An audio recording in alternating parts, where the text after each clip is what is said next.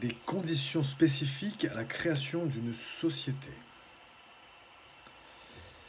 Nous avons abordé certaines conditions de fond et de forme à la création d'une société.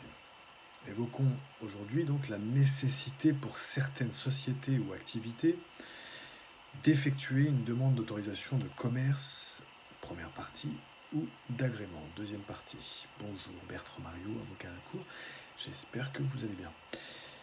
L'autorisation de commerce. Premièrement, toute société ayant une activité industrielle ou commerciale devra disposer d'une autorisation délivrée par le ministre de l'économie. Il s'agit notamment des activités d'artisans, d'architectes, d'expertise comptable, d'ingénieurs ou encore de conseil en propriété intellectuelle.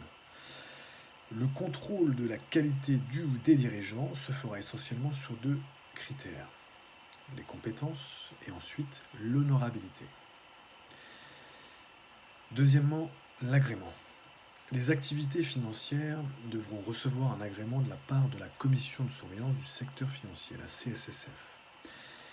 Les organismes de placement collectif, les EPC, tels que par exemple les fonds d'investissement spécialisés, les Specialized Investment Funds, les SIF en anglais, rentrent dans ce champ bien évidemment. Les activités d'assurance doivent aussi faire l'objet d'une demande d'agrément auprès du commissariat aux assurances cette fois, et d'autres secteurs plus spécifiques peuvent devoir effectuer une telle demande d'agrément.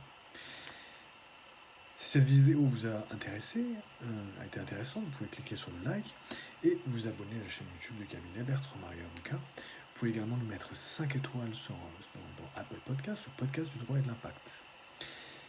Pour aller plus loin, s'agissant notamment des conditions de fond à la création d'une société, vous pouvez vous rendre notamment à notre exposé numéro 122, l'Affectio Societatis, ou la vision commune des associés, conditions de fond à la création de la société, première partie, jusqu'à l'article 128 notamment, quelques aménagements au principe du partage des bénéfices et des pertes, conditions de fond à la création de la société, et c'était la 7e partie.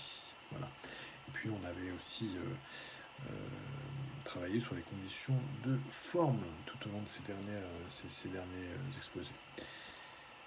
Voilà pour aujourd'hui, donc notre article d'aujourd'hui, les conditions spécifiques à la création d'une société. Bertrand Mario, avocat à la Cour, à très bientôt.